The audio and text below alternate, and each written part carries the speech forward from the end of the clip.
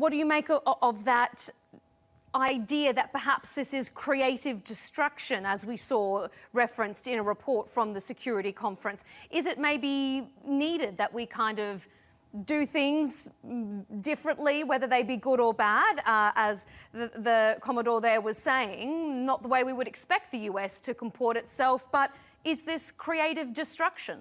Well, I think Gaza is an unfortunate, example to choose.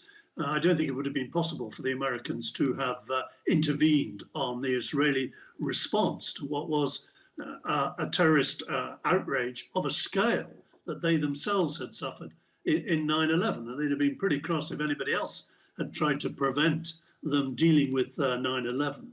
So I don't think that's a particularly good example to choose. I think there are better examples. The Allies have come alongside America in toughening up the sanctions on Iran, indeed being party to the bombing of the nuclear facilities in Iran. That was very important. Sitting alongside American ships in the Strait of Hormuz, helping the Americans police sanctions on oil tankers. These are current examples of where the Allies have been working together when you look through the rhetoric.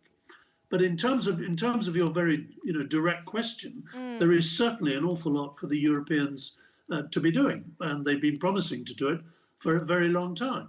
And if you may recall von der Leyen's speech in Munich, where she said we've got to get going and replace our dependence on American enablers, the air-to-air refueling, the missile systems, the heavy lift, and the stuff that we always need the Americans to help us on.